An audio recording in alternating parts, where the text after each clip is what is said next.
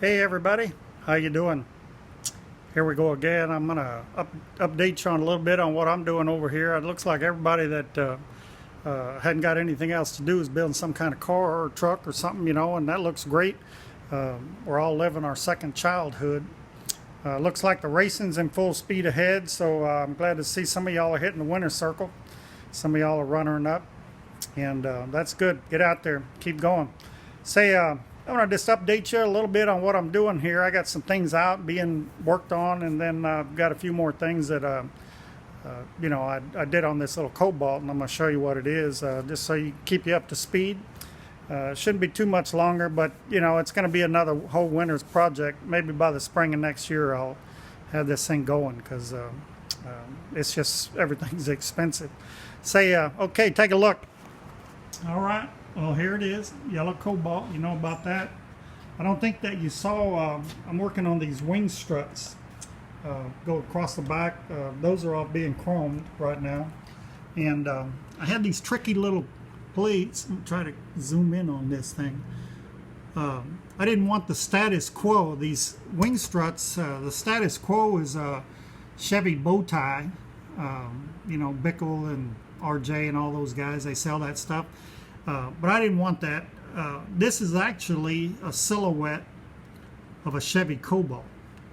And I don't know if you can see that, but I designed these on the computer. I got a CAD deal, and I sent them off to a company called Send, Cut, Send. And you design your stuff, you send the file to them, and they cut out whatever it is you send them, and then they send them back. But that's a Chevy Cobalt. You can see the outline of the windows. It says Cobalt in the middle. I've already welded the little tabs on that hold everything. Got the headlight up there. And this is the way they come. I'll show you. I made two sets simply because, in case I messed up. I don't know if you can see that, but that's a Chevy Cobalt. And the little tabs that I, welded on, they go in this little void area right there, and then this is the tabs that are up underneath the wing, and they skin pack them and send them all to you, and this was all very cheap. I was amazed at the price of cutting all this out and skin packing it. I made two sets, and I'll show you. Send, Cut, Send, that's the name of this place, and here it is, Send, Cut, Send, for these little Cobalt brackets. Sorry about that, can't see it. There's what I sent them, the file that I sent them, and what does that say? $36.48 to make all of those things custom the way I wanted them, instead of a cookie cutter deal. Anyway, I was kind of excited about that. Well, let's walk on around. I'm going to show you what happened down here. I had a $1,000 mistake.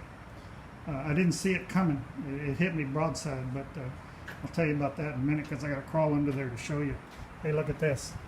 I didn't want there to be any mistake here on this car, so I saw a guy online that was selling these, and he made me some in yellow. Anyway, so okay, going inside. Here we go. I got my door panels made. I think I left off. They weren't made the last time I made a little video, but. They're looking pretty cool. I got the I got the door panels to match the dash. I don't know if you remember, but like in the middle, the top of the dash is black, and then Rick McDonald, he hydro graphics the wood grain down the center of the dash, and then down on the bottom. Here's the dash right here. Remember that? It's all wood grain around all the little pieces of trim and everything, and this is all going back up in there, but the door panels kind of come in line and match the dashboard when it's all in there. Getting ready to do some wiring, that's why I don't have it in there. It's kind of a little bit of a pain to take it in and out, but anyhow, my seats, Kirky seats, they're off being new slip over covers. If you're familiar with Kirky seats, you get a light gray, black fabric, and then a black vinyl. That's all you get. and this whole deal was kind of camel colored, so I didn't want anything that didn't look right. So I went and bought material, took it over, and they should be almost done. So they're gonna be kind of matching the interior. I didn't really need that, but you know, hey, you're building it, you might as well get what you want. So been doing a little wet sanding and polishing. Got my polisher going, and it's looking a little more shiny. Got the front end on. I don't know if you saw that, but got my brand new lights. Everything's all shiny, and got the whole front end. All that's back up underneath there, and hopefully I won't have to take it back off. It's kind of a pain, but anyway, it's all looking pretty good. Oh, I'm working on the headers. I'll get down there. I'll show you some of this stuff. I got my what do you call it? The merge collectors. Yeah, for the headers, and they're all down there, kind of in place. You can see it down in there. I got to make all the tubes. I got to get the tubes. I'm gonna buy that kit that it's kind of like a Lego building block set that helps you build your headers with those little plastic put together pieces, and you can make the entire set of headers, twisting and turning, going all around all this stuff, and then transfer those little plastic things into the real tubing, rather than cut and fit and making a big old mess and throwing stuff away and spending 4 or 5 times more than what you really need to. That kit's about $600, and you know, hey, what the heck? There's no big hurry. I'm gonna make it look nice, and it'll all be it'll be cut to fit, and you know, I just kind of hate to do it, but you know, the headers will end up being real nice. Let me show you down here. This is got these all tacked into place. Kind of lay it down. Got the merge collectors, and what I opted for is sorry about all the moving around. I got the four into 2 into 1 merge collector. Normally it's the four go into 1, but I kind of started reading up on them, and I was talking to the guy that made these, and you know, he said there's a little bit of, with small blocks, you know, you got to have a pretty long tube, and you got to have a pretty long collector. You know, I'm not trying to set the world on fire, but I got to do it, so I'm going to try to do it the best way I can. But anyway, those are 4 into 2 into 1, and he calculated kind of what I'm going to need based on just the engine size, the length of the collector tube down there. But anyway, so I got that going on, and okay, let me show you what happened down here. You know, I got my rims on there. These are 15-inch double bead locks, and that's all great and fine and all, except what I found out was these little scallops that hold the ring on. I had bought all brand new rotors and not calipers, but the kits and everything, put the rear and all together, knew everything down there from Mark Williams. But here's the problem that I ran into. Those scallops. Sorry, I got to slide down underneath here to show you. Those scallops, well, you can't even see it because there's not enough light. Well, anyway, they hit the rotors. I mean, I'm sorry, the calipers. And you can't really see it. These have been corrected. But if you look where the caliper is,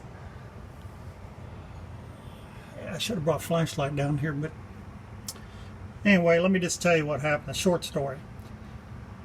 I put the wheels on there, and I got the rear end hanging down here, and of course those little scallops, they hit the calipers, and of course the wheels wouldn't turn. Typically you don't, they didn't, in this particular wheel they don't make a single double bead lock, but you know, what's the purpose of having a single double bead lock except for stuff like this? But let me get back out. What happened was, I called Travis Podratz over at Mark Williams. He's the guy I normally deal with.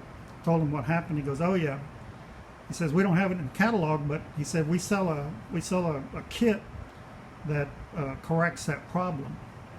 And he said, I hate to tell you, but you know, you got to buy new rotors because they're smaller in diameter, and you got to buy new caliper brackets, and you got to buy new bolts that hold the rotors on. And what that does is it moves everything closer to the axle housing center line, and it just clears. I mean, you can't see it. Should have brought a flashlight down here. But it just clears, if you can believe it, that little scallop just clears that caliper. And I can turn this, let you see.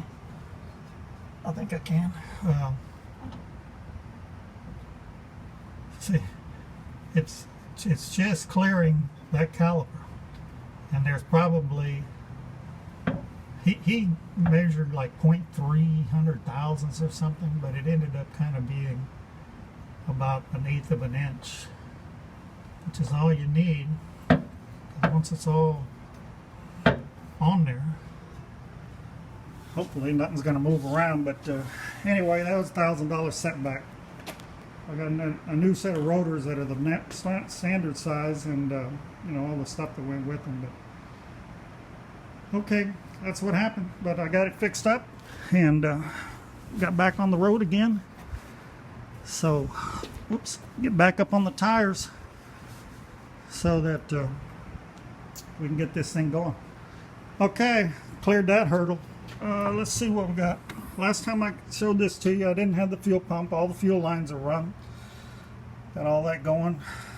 Bypass, the vent, still got the wiring to do.